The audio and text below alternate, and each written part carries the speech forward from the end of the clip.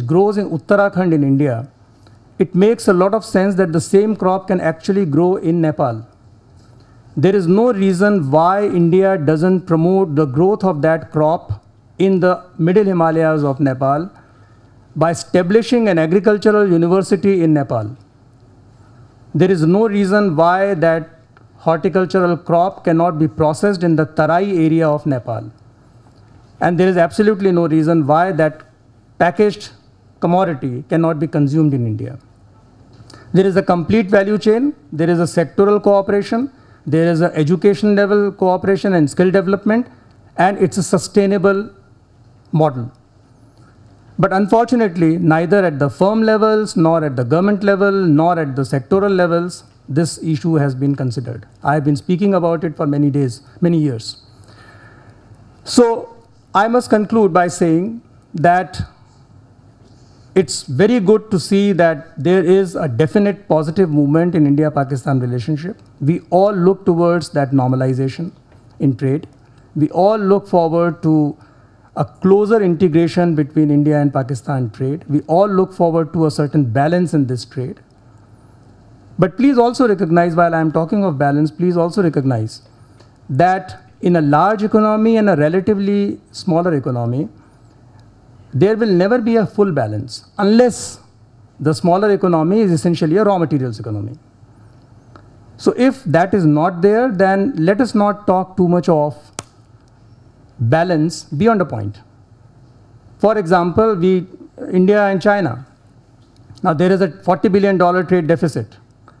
But until India becomes competitive in some of the product areas, it cannot expect to be balancing its trade with China.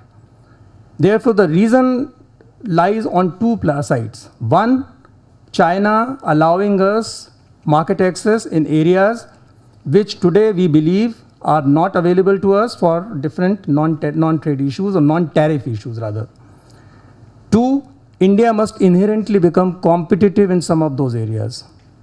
And these two can only help us in bridging those gaps. Same explanation should lie here as well. And all countries will have to look at with this prism.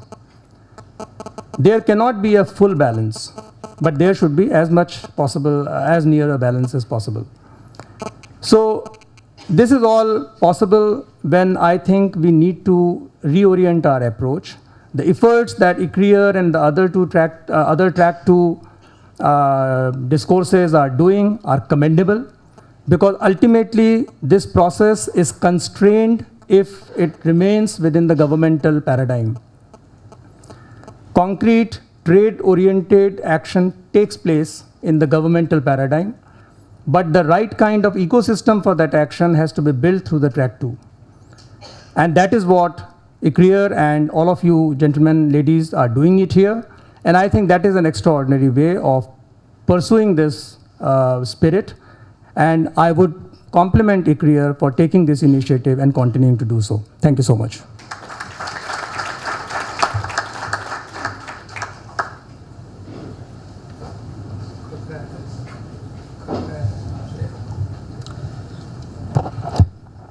Thank you, Mr. Kher. I think in you, India has found a very able successor as secretary for the erudite and very practical chief guest address that you have given. So thank you so much for coming and gracing this occasion. Let us give Mr. Kher and the others on the panel another round of applause.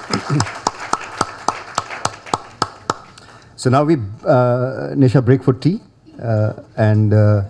so we reassemble at 11:45. We'll cut short the tea break so that we are able to make up some of the lost time in later sessions. Thank you very much.